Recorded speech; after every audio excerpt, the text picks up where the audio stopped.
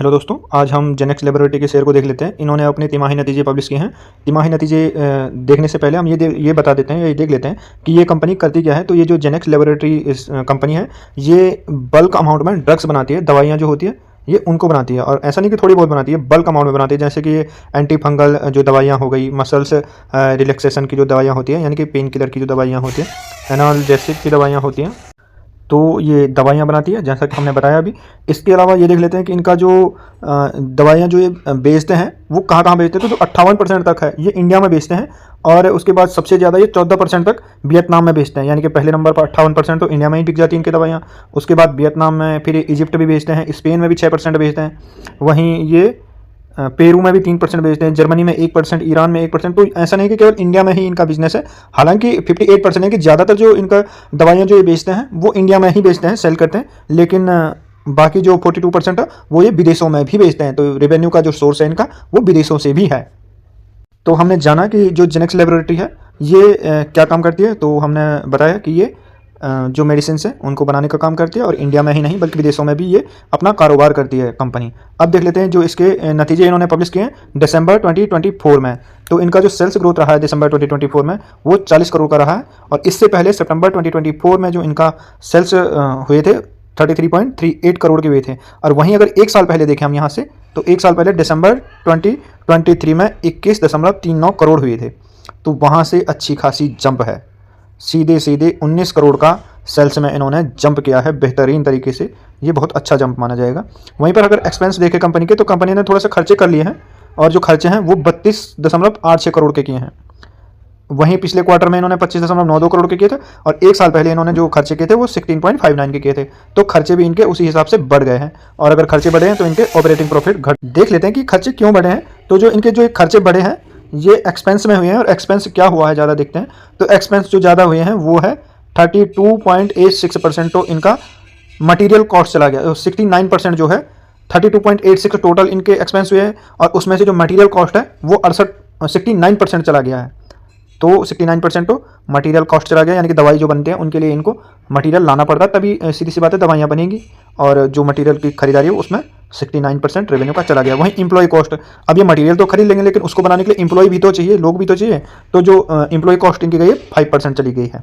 और इसके बाद यानी कि एम्प्लॉय कॉस्ट और ये मटीरियल कॉस्ट के पास जो बचा टोटल सेल्स में से, वो बचा 7.15। ये हुआ है टोटल ऑपरेटिंग प्रॉफिट।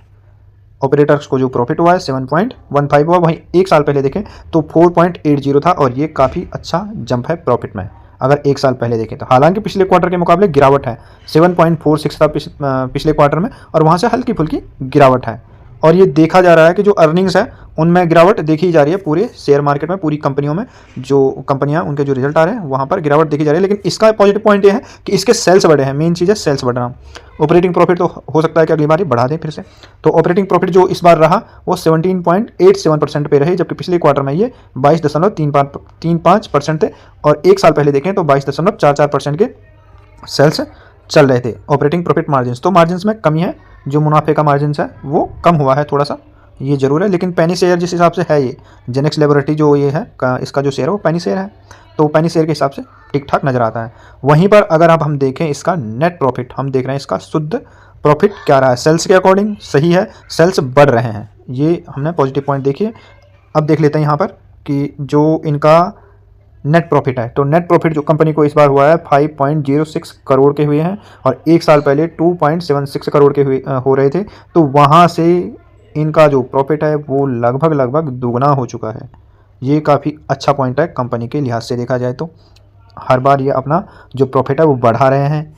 एक साल पहले 2.76 था। हालांकि पिछला जो क्वार्टर था सितंबर 2024, वहाँ पर 5.38 करोड़ के प्रॉफिट हुए थे, वहाँ से हल्का फुल्का गिरावट है। गिरावट बिल्कुल पिछले क्वार्टर के मुकाबले है, लेकिन ईयरली के हिसाब से देखें तो वहाँ पर अच्छा खासा प्रॉफिट दिख रहा है। अब देख लेते हैं हम कि EPS एक शेयर पर इन्होंने कितना कमाया है। जहाँ पर एक साल पहले ये 0.15 पैसा कमा रहे थे, पैसा या रुपया जो भी है, आप इसे रुपये बोल सकते हैं, वहीं पर आज की डेट में 0.20 रुपये कमा रहे हैं। तो यहाँ पर देखें तो अच्छा खासा गेन है। ये देखिए 0.15 से 0.20, एक साल के मुकाबले इनका जो EPS है वो अच्छे तरीके से बढ़ा है। यहाँ से देखिए पिछले क्वार्टर के मुकाबले थोड़ा बहुत गिर गया, 0.21 से 0.20 है। तो पेनी शेयर के हिसाब से अच्छी खासी ग्रोथ दिख रही है इसके जो नतीजे हैं अगर हम सालाना बेस पर देखते हैं तो काफ़ी अच्छा चल रहा है। यहाँ पर नतीजे ठीक ठाक है, पेनी शेयर के अकॉर्डिंग ठीक ठाक है नतीजे। अब इस पर कुछ और चीज़ों को भी देख लेते हैं और चीज़ों पर भी गौर फरमाते हैं। बैलेंस शीट देखते हैं कंपनी की। कंपनी का जो बैलेंस शीट है वो इक्विटी कैपिटल हम देखेंगे तो इक्विटी कैपिटल जो है वो 23 हो गया है। वहीं पिछले मार्च 2024 में जो इन्होंने डेटा दिया था उसमें भी 23 हो गया था, और मार्च 2023 एक साल पहले 18 करोड़ रुपये थे इनके जो इक्विटी कैपिटल थे। वहीं अगर रिजर्व देखें तो 158 करोड़ तक इन्होंने बढ़ा दिया रिजर्व। इससे पहले जो मार्च 2023 में थे वो 62 करोड़ के थे, और वहां से उसके बाद 148 करोड़ और अब 158 करोड़। तो दोनों ही चीज़ों को इन्होंने अच्छे तरीके से बढ़ाया है एक साल पहले के हिसाब से देखते हैं तो।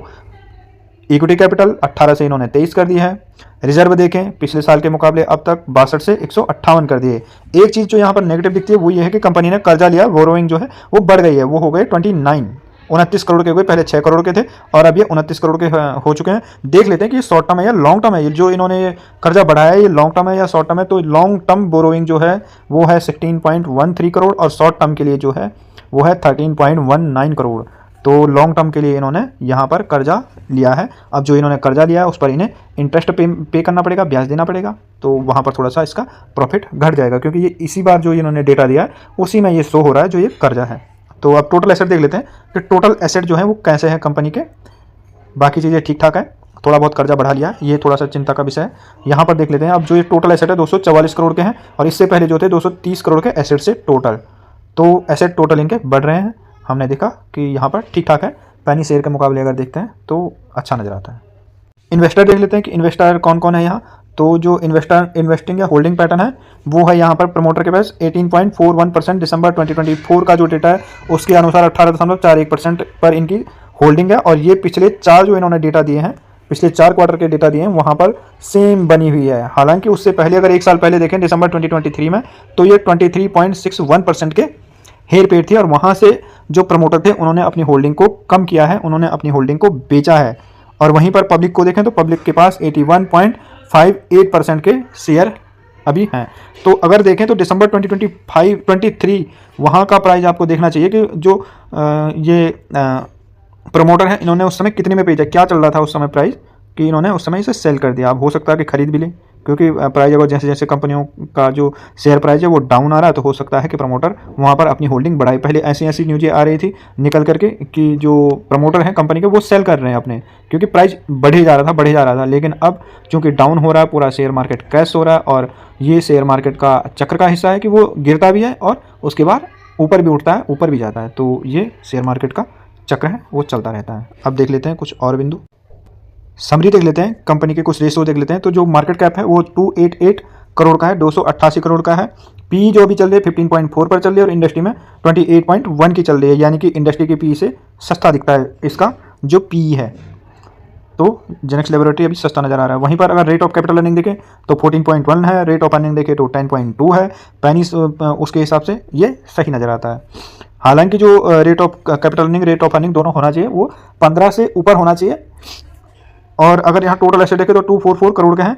डेट जो कंपनी के पास कर्जा है वो 29.3 करोड़ का है। डेट टू इक्विटी 0.16 ना के बराबर है, यानी कि इसका जो डेट के कारण फेलियर के चांसेस है वो काफ़ी कम है। ऐसा नहीं है कि कंपनी जो है वो बैंकरप्सी हो जाएगी, ऐसे यहाँ से नज़र नहीं आता। ऑपरेटिंग प्रॉफिट 19.7 पर चल रहे हैं। NCABPS जो होना चाहिए इसके हिसाब से इसका प्राइस होना चाहिए 6.50। EPS देखें तो 0.82 है, ठीक ठाक है। पेनी शेयर के हिसाब से ग्राम नंबर जो है 12.1 आ रहा है। ग्राम साहब कह रहे हैं कि इस कंपनी का जो शेयर प्राइस है उससे 12.1 के हेरफेर होना चाहिए। इंट्रिंसिक वैल्यू जो निकल के आ रही है वो 10.2 हो रही है। इंट्रिंसिक वैल्यू के अनुसार इसका जो शेयर प्राइस होना चाहिए कंपनी के शेयर का वो 10 रुपये होना चाहिए। फेस वैल्यू जो है 1 है, तो अब जो शेयर है वो डिवाइड नहीं हो सकता है। हाई देख लेते हैं कंपनी का, जो हाई है 52 वीक हाई 29 है, और जो लो है 52 वीक वो 11.5 है। तो ये इसका टोटल हमने रिव्यू किया है समरी का। वहीं पर अगर कुछ पॉइंट छूट गए तो उसे एक बार और देख लो। बुक वैल्यू जो है 7.93 है, और बुक वैल्यू वो होता है, बुक वैल्यू यानी कि इसकी जो एक रियल वैल्यू है। तो हमने जेनेक्स लैबोरेटरी के शेयर को यहाँ पर रीड किया है और उसके विभिन्न बिंदुओं पर हमने चर्चा की है। यदि आपको पसंद आया हो तो लाइक कीजिए, कमेंट कीजिए। हमारी किसी प्रकार की खरीद फरोख्त की राय नहीं है। ये जो वीडियो है ये एजुकेशनल और इंफॉर्मेशनल पर्पज़ के लिए है। तो पसंद आए तो लाइक कीजिए, शेयर कीजिए, सब्सक्राइब कीजिए। धन्यवाद दोस्तों।